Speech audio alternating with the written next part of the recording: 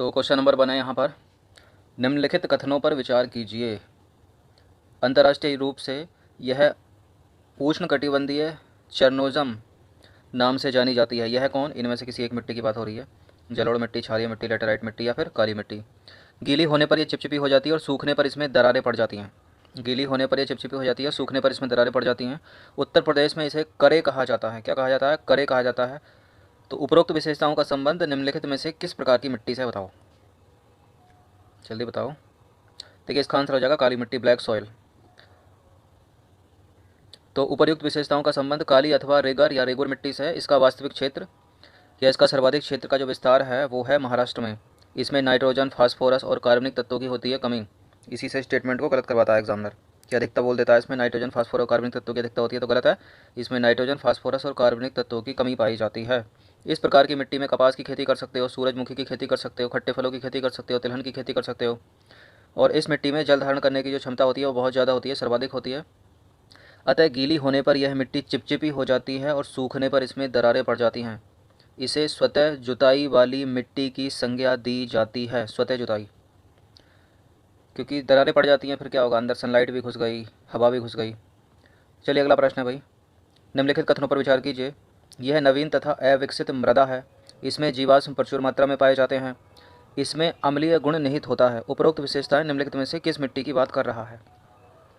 देखिए जीवाश्म प्रचुर मात्रा में पाए जाते हैं, ये मरुस्थलीय मिट्टी तो हो नहीं सकती यहाँ पर, तो कौन सी होगी फिर? ये है पर्वतीय मिट्टी। इसमें अम्लीय गुण भी निहित हैं और जीवाश्म प्रचुर मात्रा में पाए जाते हैं। यह नवीन और विकसित मृदा है। तो देखिए उपर्युक्त विशेषताएं पर्वतीय मृदा से संबंधित है। यह नवीन तथा अविकसित मृदा है जो कश्मीर से अरुणाचल प्रदेश तक के पहाड़ी क्षेत्रों में पाई जाती है। इसमें पोटास, फास्फोरस तथा चूने का अभाव पाया जाता है, जबकि जीवाश्म प्रचुर मात्रा में पाए जाते हैं।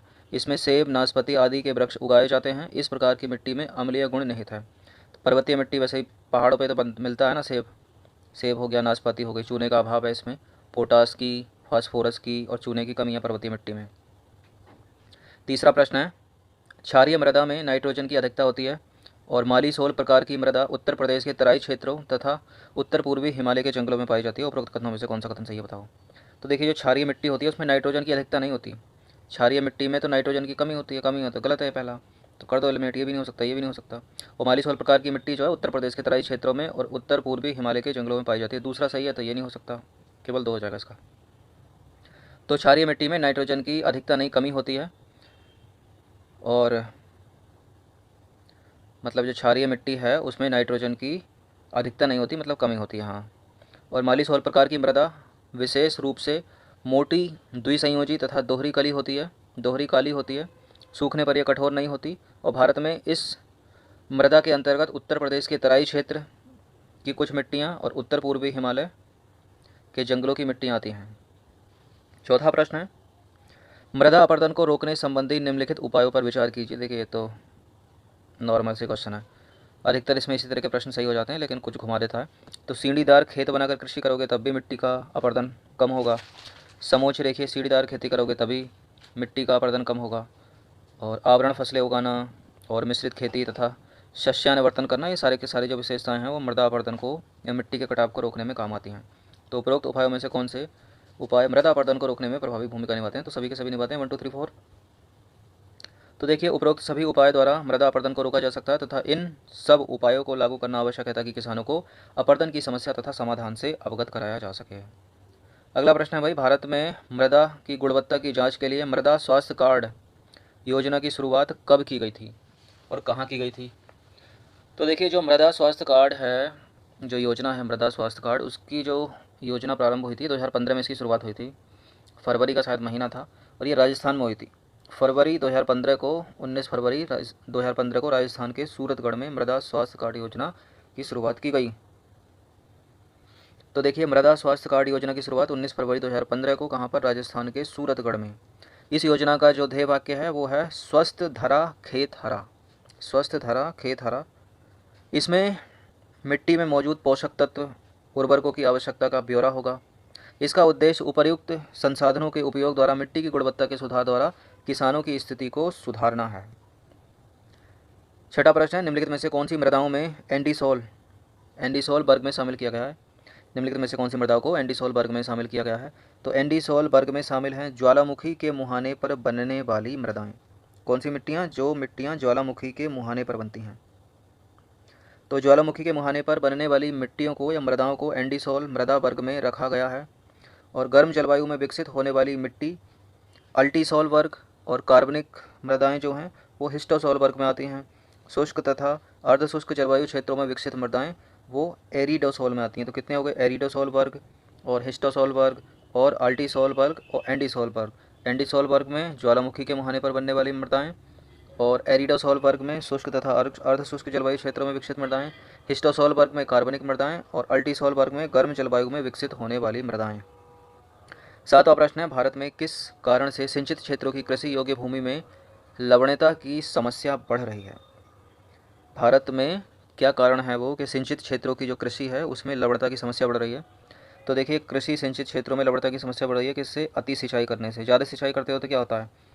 केशिकत्व प्रक्रिया द्वारा जो पौधे होते हैं, ज़मीन से जो जल है वो तीव्र मात्रा में ऊपर तक खींचने लगते हैं। फिर क्या होता है? उसके साथ नमक जो है, जो पृथ्वी की जो लेयर है, मान लीजिए कोई पौधा है, बहुत सारे पौधे लगे हैं यहाँ पर, ये जो जड़ है उसकी यहाँ पर ऊपर पानी खींच रही है केशिकत्व की प्रक्रिया द्वारा।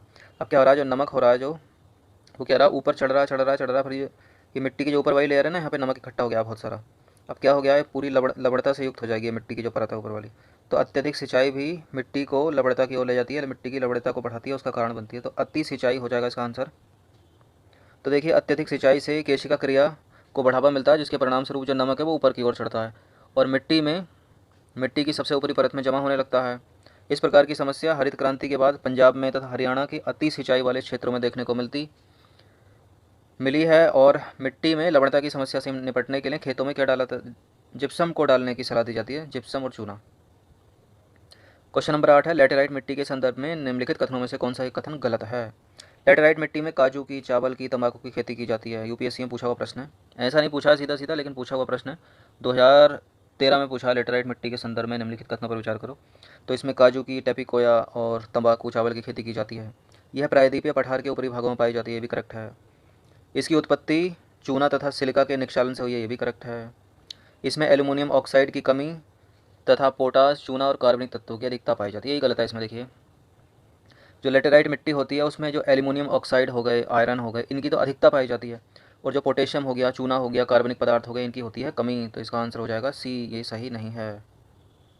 तो लेटेराइट मिट्टी की जो उत्पत्ति है चूना तथा सिलिका के निक्षालन से हुई है। इसमें लोहा हो गया, चूना हो गया, एल्यूमिनियम ऑक्साइड हो गए, इनका अंश तो प्रचुर मात्रा में है, लेकिन पोटेशियम, कार्बनिक तत्व की इसमें कमी पाई जाती है। देखिए, ये गलत है यहाँ पर। इसमें लोहा तथा एल्यूमिनियम ऑक्साइड के अंश तो प्रचुर मात्रा में पाए जाते हैं, किंतु पोटास हो गया, कार्बनिक तत्व हो गए, चूना हो गया, इनकी कमी पाई जाती है। चलिए अगला प्रश्न देखते हैं। राष्ट्रीय नागरिक register, national register for citizens के संदर्भ में निम्नलिखित कथनों पर विचार कीजिए। देखिए, राष्ट्रीय नागरिक register, national register for citizen ऐसा रजिस्टर है जिसमें सभी भारतीय एवं विदेशी नागरिकों का विवरण शामिल है। नेशनल रजिस्टर फॉर सिटीजन उन्हीं राज्यों में लागू होता है जहाँ से अन्य देश के नागरिक भारत में प्रवेश करते हैं। तो देखिए, दूसरा तो सही है, ये तभी लागू होता है जब अन्य देश के नागरिक भारत में प्रवेश करते हैं, लेकिन इसमें केवल भारतीयों को शामिल किया गया, विदेशी नागरिक शामिल नहीं है, इसमें गलत है पहला। तो कौन सा सही है इसमें? केवल दूसरा सही है। तो देखिए, नेशनल रजिस्टर फॉर सिटीजन वह रजिस्टर है जिसमें सभी भारतीय नागरिकों का विवरण शामिल है। इसे 1951 की जनगणना के बाद तैयार किया गया था। रजिस्टर में उस जनगणना के दौरान गणना किए गए सभी व्यक्तियों के विवरण शामिल थे। इसमें केवल उन भारतीयों के नाम को शामिल किया जा रहा है जो 25 मार्च 1971 के पहले से असम में रह रहे हैं। उसके बाद राज्य में पहुंचने वालों को बांग्लादेश भेज दिया जाएगा। और NRC national register for citizen राष्ट्रीय नागरिक